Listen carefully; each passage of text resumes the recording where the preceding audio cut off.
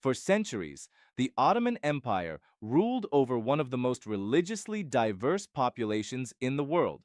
Stretching across Southeast Europe, the Middle East, and North Africa, the empire governed Muslims, Christians, Jews, and smaller religious communities under a system that promised protection but enforced inequality. This approach, often described as controlled tolerance, allowed non-Muslims to live, worship, and maintain their traditions, yet firmly placed them beneath Muslims in law, politics, and public life. At the heart of this system was the Islamic legal concept of dhimma, which defined Christians and Jews as people of the book. Under this status, non-Muslims were guaranteed safety of life and property as long as they accepted Ottoman authority, paid special taxes, and followed a range of social and legal restrictions. While this arrangement was relatively tolerant compared to many contemporary European states, it still institutionalized discrimination and limited social mobility. One of the most visible signs of inequality was taxation. Non-Muslims were required to pay the jizya, a special poll tax imposed on adult males who did not serve in the military.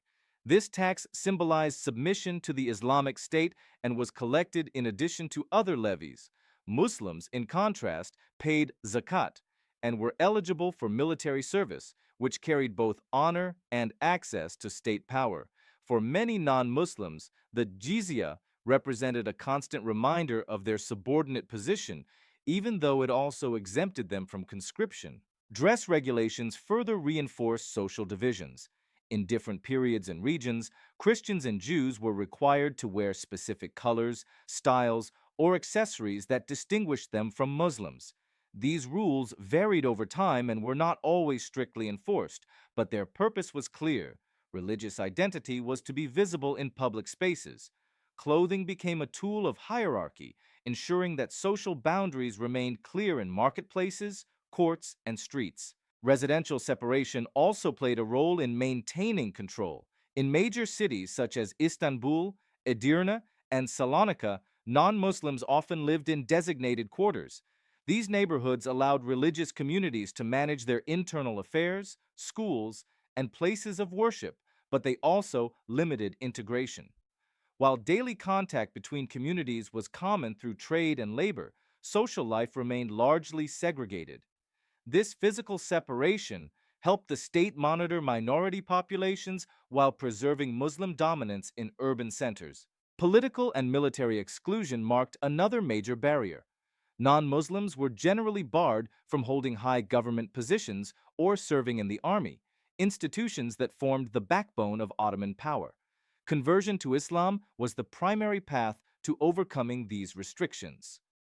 Many ambitious individuals chose conversion not out of faith, but for access to careers in administration, the military, or the palace.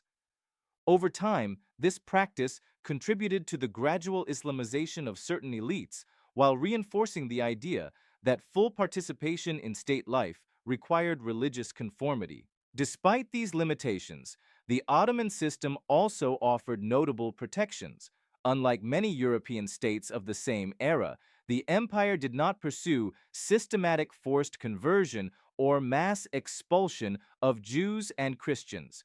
Religious institutions were allowed to function, and communities could govern themselves in matters such as marriage, inheritance, and education through their own religious leaders. This structure later became known as the millet system, granting limited autonomy while keeping ultimate authority in the hands of the state. Jewish communities, in particular, benefited from Ottoman tolerance after being expelled from Spain and parts of Europe in the late 15th century. The empire welcomed Jewish refugees, many of whom became influential in trade, medicine, and diplomacy. Cities like Salonika developed vibrant Jewish cultures under Ottoman rule. However, even successful Jewish merchants and scholars remained legally unequal and vulnerable to sudden policy changes or local hostility. Christian communities experienced similar contradictions. Orthodox Christians formed the largest non-Muslim population, especially in the Balkans. Their church leaders often acted as intermediaries between the state and their people, collecting taxes and enforcing loyalty. While this arrangement preserved religious life, it also placed heavy burdens on local populations and tied church authority closely to Ottoman control. Periodic revolts and tensions reflected the limits of tolerance when combined with inequality. Women within non-Muslim communities faced complex realities. Although they were officially governed by their own religious laws, many Jewish and Christian women turned to Islamic courts to resolve disputes.